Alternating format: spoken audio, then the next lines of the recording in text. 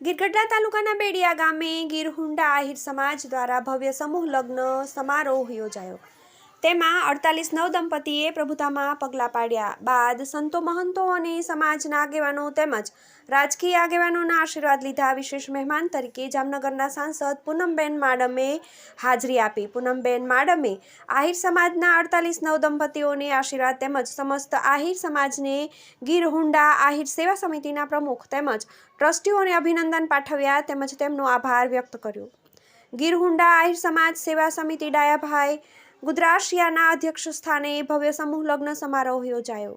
48 નવદંપતીઓને સમાજના આગેવાનો દાતાશ્રીઓ દ્વારા દીકરીઓને અઢળક કરિયાવર આપવામાં આવ્યો। ગીર હુંડા આહિર સમાજ સેવા સમિતિ દ્વારા જમવા પીવાના પાણી, બાળકો માટે દૂધ, વડીલો માટે ચા નાસ્તાની વિશેષ સુવિધા ઉપલબ્ધ કરવામાં આવી। તેમાં આહિર સમાજના આગેવાનો દાતાશ્રીઓ, ગીર હુંડા આહિર સમાજના 18 ગામના આગેવાનો ડાયાભાઈ ગુદરાશિયા, સેલવાસ, હરિભાઈ નકુમ, મનુભાઈ સિંબર, ગોવિંદભાઈ લાડુમોર, મથુરભાઈ બલદાણિયા, ડોક્ટર કનુભાઈ કળસરિયા, રાજુભાઈ લાડુમોર, ડાયાભાઈ જાલોંધરા, બિપિનભાઈ કાતરિયા, સરપંચ સુરેશભાઈ હડિયા, જીએસટી અધિકારી ભાવેશભાઈ શિચારા તેમજ સમાજના આગેવાનો તેમજ અધિકારીશ્રીઓ સહિત સમૂહ લગ્ન સમારોહમાં જોડાયા। બાઇટ હરેશભાઈ બલદાણિયા, ગામ નગડિયા સરપંચ, બાઇટ ડાયાભાઈ જાલોંધરા, જિલ્લા કારોબારી ચેરમેન ગીર સોમનાથ, બાઇટ ગીર હુંડા આહિર સમાજ સેવા સમિતિ પ્રમુખ Rajubhai. Reporter Manu Kavad, Girgadhada, TV 18 news. Ahir Hareshbhai Rajabhai આજે બેડિયા મુકામે આહિર સમાજ આયોજિત આ 18મો સમૂહ લગ્ન છે। આ સમૂહ લગ્નમાં અમારા ગીર વિસ્તારમાંથી તમામ જે બહેનો છે એ આ સમૂહ લગ્નમાં જોડાણા છે અને નાનાથી મોટા જે ગરીબ પરિવારમાંથી પણ અને મોટા પરિવારો પણ હવેથી સમૂહ લગ્નમાં જોડાય છે। ખરેખર આ એક સામાજિક એકતાનું ખૂબ સારું ઉદાહરણ છે અને બધાને મારી વિનંતી છે કે સમૂહ લગ્નમાં જોડાવવું જોઈએ। મારું નામ ડાયાભાઈ લક્ષ્મણભાઈ જાલોંધરા, ગામ ઢોકડવા, મૂળ ગામ બેડિયા, ગીર સોમનાથ જિલ્લા પંચાયત કારોબારી ચેરમેન। આજરોજ અમારા બેડિયા મુકામે દર સાલની જેમ આ વર્ષે પણ 18મા સમૂહ લગ્ન આહિર સમાજ અમારી ગીર હુંડા સમિતિ આયોજિત માં 15,000 માણસોની સાથે આ 48 યુગલોએ આ સમૂહ લગ્નમાં લાભ લીધો અને મુખ્ય મહેમાન તરીકે અમારા આહિર સમાજના સાંસદ શ્રી જામનગર પૂનમબેન માડમ તેમજ અમારા આહિર સમાજ અગ્રણીઓ ડાયા કાકા સેલવાસ, હરિભાઈ નકુમ, હરિભાઈ લાડુમોર તેમજ અન્ય અમારા જ્ઞાતિના બધા કર્મચારીઓ અને આમંત્રિત મહેમાનો અને વાપી, વલસાડ, સુરતના બધા જ બિલ્ડરોના સાથ અને સહકારથી રંગે સંગે અમે આનંદથી અમારો 18મો સમૂહ લગ્ન ઉજવો છે અને દર વર્ષે અમારા કારતક સુદ તેરસના ફિક્સ કરેલા લગ્ન અને 18મા લગ્ન। મારું નામ રાજુભાઈ જેઠાભાઈ લાડુમોર, પ્રમુખ શ્રી ગીર હુંડા આહિર સેવા સમિતિ બેડિયા દ્વારા આજરોજ 18મા સમૂહ લગ્નનું આયોજન કર્યું હતું, જેમાં 48 નવદંપતીઓએ પ્રભુતામાં પગલાં માંડ્યા હતા। જેમના આશીર્વાદમાં અમને પૂજ્ય ગુરુશ્રી અમરગીરી બાપુ, પૂજ્ય ઉર્જામૈયા, પૂજ્ય શ્રી ગણેશપુરી બાપુના આશીર્વચન મળ્યા તેમજ અમારા કાર્યક્રમના અધ્યક્ષ શ્રી ડાયાભાઈ ગુદરાશિયા, કાર્યક્રમના ઉદ્ઘાટકશ્રીઓ, સમૂહ લગ્ન સમારોહના મુખ્ય દાતાશ્રીઓ તેમજ સમૂહ લગ્ન સમારોહના મુખ્ય મહેમાનશ્રીઓ જેવા કે પૂનમબેન માડમ સહિત તમામ આગેવાનો ઉપસ્થિત રહ્યા હતા તેમજ સમૂહ લગ્ન સમારોહના ખાસ આમંત્રિત મહેમાનશ્રીઓ, મુખ્ય અતિથિ વિશેષશ્રીઓ વાપી, વલસાડ, સુરત તેમજ બેડિયા ગામ અને ગીર હુંડા નીચે આવતા તમામ 20 ગામના આગેવાનશ્રીઓ, સ્વયંસેવકો દ્વારા આ વિશાળ કાર્યને, ભગીરથ કાર્યને લગભગ 15,000 માણસ આસપાસનું રસોડું અમે દર વર્ષે કરીએ છીએ। જે 15,000 આસપાસનું માણસને અમે જમાડી અને લગ્નને સંપૂર્ણપણે સારી રીતે સફળ કર્યો, જેનો શ્રેય તમામ દાતાશ્રીઓ, તમામ ગામના આગેવાનશ્રીઓ, તમામ ભાઈઓ, તમામ બહેનો, તમામ યુવા મિત્રો અને તમામ સ્વયંસેવકોનો શ્રેય જાય છે। આ બદલ આપ સૌનો અને તમામ મહેમાનશ્રીઓ, તમામ સ્વયંસેવકોનો અને તમામ દાતાશ્રીઓનો વિશેષ આભાર માનીએ છીએ કે જેમના સહકારથી આ કાર્ય અમે સફળ બનાવવા સક્ષમ રહ્યા. જય દ્વારકાધીશ. અને આજે ને આજે આવતા વર્ષની આયોજનની ઘોષણા કરવા બદલે હું હૃદયપૂર્વક અહીં ઉપસ્થિત આપણા સર્વે દાતાઓ, આગેવાનો અને આખા આયોજનમાં યોગદાન આપનાર સર્વે કાર્યકર્તા અને ટ્રસ્ટીઓને હૃદયપૂર્વકના વંદન કરી અને ખૂબ ખૂબ અભિનંદન પાઠવું છું. મધુભાઈ સાચી વાત કરી કે બેન આપણી વચ્ચે પહેલી વખત અહીંયા આવી છે અને હું લગભગ મારી એક કોશિશ હોય કે દરેક જિલ્લામાં આપણા ઘણા બધા કાર્યક્રમો સતત સમાજના ચાલતા જ હોય, તો મારી કોશિશ હોય કે લગભગ બધા જ જિલ્લામાં એક વખત વર્ષમાં હું ચોક્કસ એક ઘુમરો ચોક્કસ મારું. પણ અહીંયા એવું બન્યું છે કે જ્યારે પ્રસંગ હોય ત્યારે ક્યાંક મારી બીજી મોટી જવાબદારી ફિક્સ થઈ ગઈ હોય તમારા બધાના આશીર્વાદથી. અત્યારના મારે મહારાષ્ટ્રની જવાબદારી છે. આ તો હમણાં 2-3 દિવસ મને વાયરલ હતો, મારી તબિયત સારી નહોતી એટલે મેં રજા લીધી હતી અને આજે મને આનંદ છે કે આ સુંદર આયોજનમાં દર વખતે હું આ બધા ભાઈઓ સાથે ફોનમાં વાત કરું, પણ આ વખતે મેં હરિભાઈને, ડાયાભાઈને કીધું હતું કે જો આ વખતે મારાથી પહોંચાશે તો હું ચોક્કસ આવીશ. મારી વ્યક્તિગત લાગણી છે કે સમાજ માટે તમે જ્યારે આટલું મોટું કાર્ય કરતા હો ત્યારે ક્યાંક એમાં ભાગરૂપ રહેવું એ મારા માટે એક મોટો લાવો છે. તો હું ચોક્કસ પ્રયત્ન કરીશ આ વખતે આવવાના. અને મને વ્યક્તિગત રીતે વિશેષ આનંદ છે કે આજે હું આ કાર્યમાં ઉપસ્થિત રહી શકી અને મને એનો લાવો પ્રાપ્ત થયો. એટલે હું તમામ વડીલોને, તમામ આગેવાનોને આ યોગદાન બદલ, આ આયોજન બદલ ખૂબ ખૂબ અભિનંદન પાઠવું છું. અને મેં પહેલા કીધું એમ આ આગેવાનોને લીધે જે સતત સમાજમાં કોઈને કોઈ રીતે યોગદાન આપતા રહે છે. આ ખૂબ સાચી વાત થઈ કે જેની જે ક્ષમતા હોય એ પ્રકારનું સમાજમાં યોગદાન આપે, કે પછી આર્થિક દાન હોય, સમય દાન હોય, એ પોતાના જે પણ ક્ષેત્રમાં એની નિપુણતા હોય, એ દિશાનું કોઈ માર્ગદર્શન હોય, પણ ખૂબ ઉત્સાહથી આજે સમગ્ર સમાજ આખા ગુજરાતમાં હું તો માનું છું અને હું તો સતત મારા પ્રવાસમાં જોતી હોઉં છું કે સમાજમાં એટલી એકતા અને જાગૃતતા છે કે સતત દરેક વ્યક્તિ પોતાની રીતે જે રીતે પોતે ભાગરૂપ રહી શકે એ સમાજમાં ભાગરૂપ રહેવાના પ્રયત્ન કરે છે. આપણા બધા આગેવાનો તો છેક વલસાડ, વાપી, સુરત થી લઈને અહીં સુધી ને અમદાવાદની આપણી છાત્રાલય, એટલે સમગ્ર ગુજરાતમાં જ્યારે સમાજને જરૂર પડી છે ત્યારે આપણા બધા વડીલો, આગેવાનો એમાં સતત ભાગરૂપ રહ્યા છે.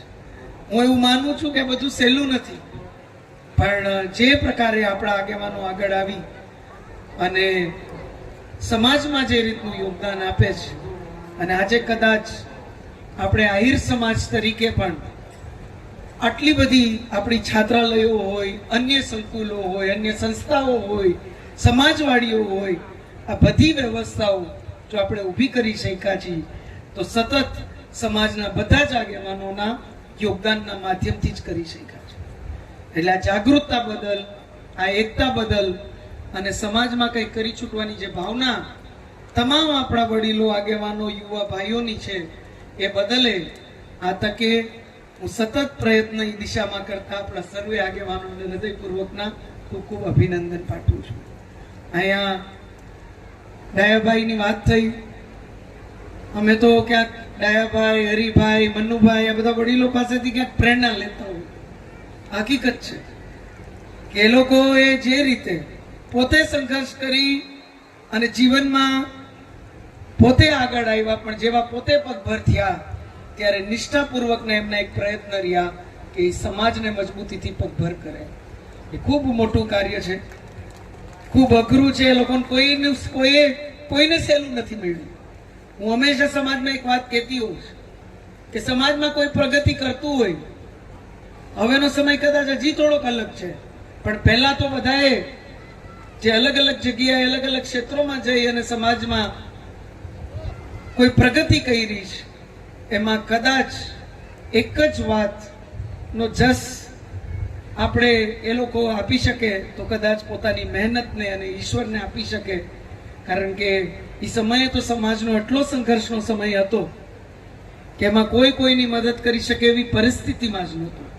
પણ આજે સમય એ છે કે આપણા અનેક આગેવાનો અલગ અલગ ક્ષેત્રોમાં ખૂબ જ પ્રગતિ કરે છે અને દરેક ક્ષેત્રમાં, એ પછી શૈક્ષણિક રીતે યોગદાન હોય, શ્રમદાન હોય, સમયદાન હોય, આર્થિક દાન હોય, બધાના પ્રયત્ન છે. અને આ બધા વડીલો આગેવાનોએ તો એક કેડી કંડાયેલી છે, એક દિશા બધાને ચિંધાયેલી સમાજના યુવાનોને વધુને વધુ સેવા કરવાની, વધુને વધુ સમાજમાં ભાગરૂપ રહેવાની, ને ક્યાંક એ પ્રકારની પ્રેરણા આપી છે કે આજે ઈ ઉત્સાહ, ઈ લાગણીની સરવાણી આપણે આખા ગુજરાતમાં આપણા સમાજમાં જોઈ શકીએ છીએ. આજે જે નવદંપતીઓએ અહીંથી નવજીવનની શરૂઆત કરી છે, એમને પણ એક બેન તરીકે હું હૃદયપૂર્વકની ખૂબ ખૂબ શુભકામનાઓ અને આશીર્વાદ પાઠવું છું.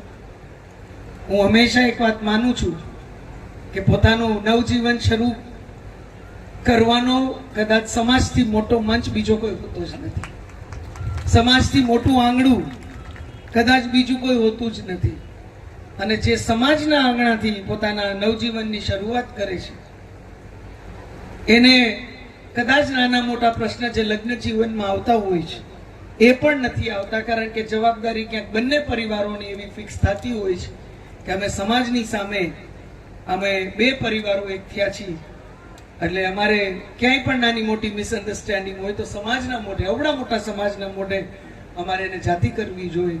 એટલે ઘણી વખત જે નવદંપતીઓને પ્રશ્ન આવતા હોય કે પરિવારોને પ્રશ્ન આવતા હોય, હું માનું છું આપણે જો કદાચ એક સર્વે કરીએ, એક અભ્યાસ કરીએ, તોય આપણને ખ્યાલ આવે. મંચ ઉપર આપ જોઈ રહ્યા છો, દરેક ક્ષેત્રની અંદર, સમાજની અંદર અલગ અલગ ક્ષેત્રોમાં જેઓ કામ કરે છે તેમને દૂધની મલાઈની જેમ સ્ટેજ ઉપર સ્થાન આપી અને સમાજ એમને ગૌરવ અપાવે, તો આપણે એમાંથી શું લઈએ? એક અધિકારી તરીકે હું તમને એ પણ પૂછું કે આપણો યુવા વર્ગ ધોરણ 12 પાસ કરે, કોલેજ કરે, માસ્ટર ડિગ્રી કરે અને પોતપોતાના ક્ષેત્રોમાં આગળ વધે અને પછી એ સમાજની પાસે નહીં આવે તો આ સમાજનું ઉત્થાન કોણ કરશે? આ સમાજનો વિકાસ કોણ કરશે?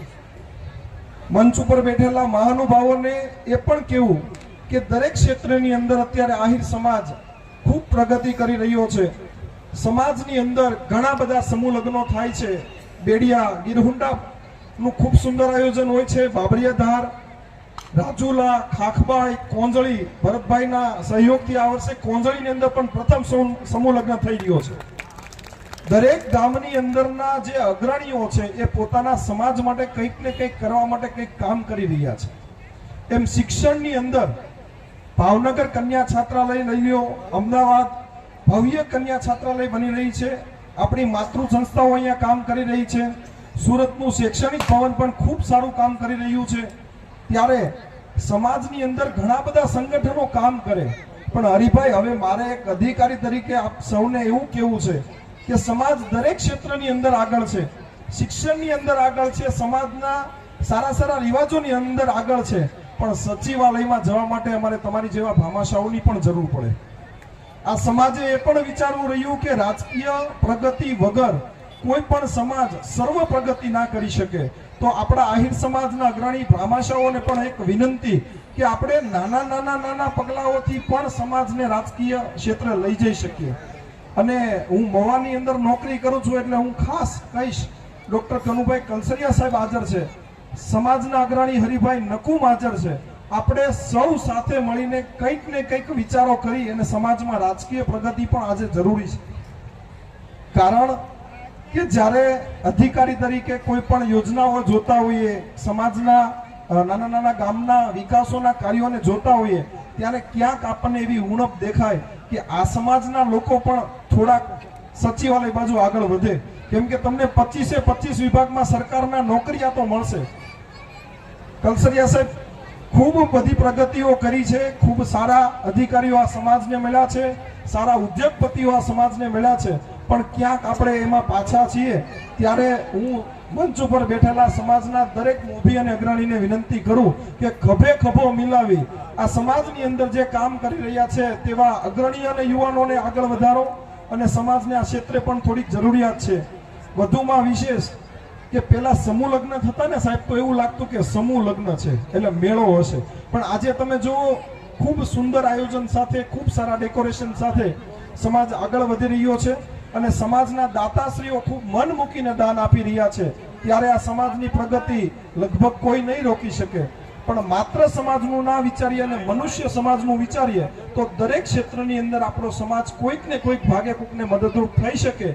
શિક્ષણથી થઈ શકે, સમાજની પ્રવૃત્તિથી થઈ શકે અને રાજકીય પ્રવૃત્તિથી થઈ શકે. તો આ સમાજના વિચારોને દરેક સમાજે અપનાવવો પડશે. તેવા વિચારો સાથે મારા વક્તવ્યને અહીંયા પૂરું કરું છું. બોલો દ્વારિકા.